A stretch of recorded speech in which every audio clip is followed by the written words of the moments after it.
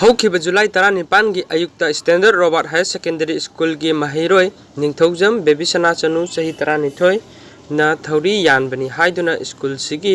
Residential block B girls hostel दा सीना लेरमखिबा थौदोक की मतंग दा पुलिस ना लौखतखिबा केस का मरी लेनना फारगा जुडिशियल कस्टडी दा थमलकलेबी लंदोनी अमसुंग रमिता की bail hearing ngasi High Court of Manipur da pangthoklaga judgment amasung order reserve tawduna thamkhibaga loinana hayeng lauthoklagani hairi school sigi founder amasung principal Fairoijam Ongbi Longjam Ningol Landoni sahi homphumari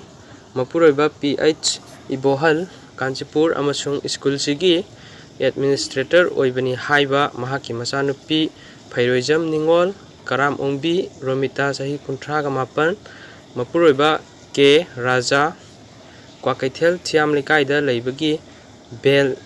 application sing adu ngasi High Court of Manipur gi Justice M.B. Muralidharna ki bench da lokhattuna hearing pangthokhi ngasi gi bench asigi item number 5 amasung 6 da list tawkhiba makhoi anigi bail application sing adugi number na 37 of 2019 amasung 36 of 2019 ni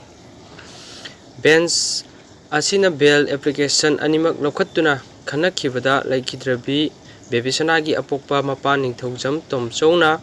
petitioner oiduna Union of India amasung atopa miyoi ahumgi mathakta file tawrakhiba criminal petition number 51 of 2019 chu list tawkhi court na bail application ani amasung criminal petition asigi matangda pung khara chupna hearing pangthoklaba matungda judgment amasung order reserve tawre hayeng oina lauthoklagani haina phongdokhi loinana judgment amasung order gidamak bail application ani asiga criminal petition asiga punna hayeng bench asigi item number 1 2 amasung 3 da list tawkhre ngasi chathakiba hearing da PH Landoni gi maikai da M Gunedorna leblaga Romita gi maikai dana senior advocate Namirakpam Jotendrona lepki